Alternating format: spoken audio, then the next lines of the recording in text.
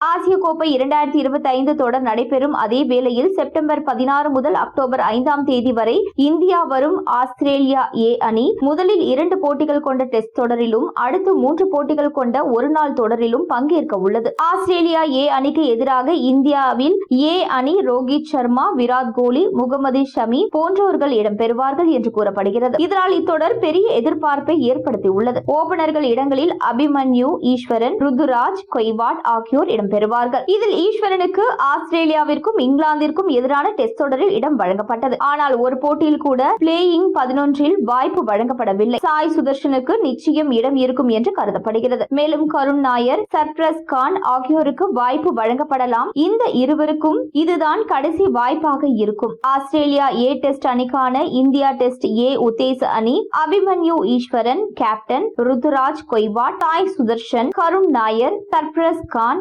Devdutt Padikkal, Ishan Kishan, N Jagadeesan, Shardul Thakur, Manav Suthar, Anshul Kamboj, Mohammed Shami, Tanush Kotian, Khaleel Ahmed, Harsh Dubey. இத்தொடரில் அபிமன்யு ஈஸ்வரன், ருத்துராஜ் கொய்வாட் ஆகியோர் சதம் அடித்தால் மட்டுமே அடுத்து மேற்கிந்திய தீவுகளுக்கு எதிரான டெஸ்ட் தொடரில் இடம் கிடைக்கும் என கூறப்படுகிறது. கேப்டனாக களமிறங்கும் ஈஸ்வரன் சிறப்பாக செயல்படவில்லை என்றால் அடுத்த வாய்ப்பே வழங்கப்பட மாட்டாது என கூறப்படுகிறது.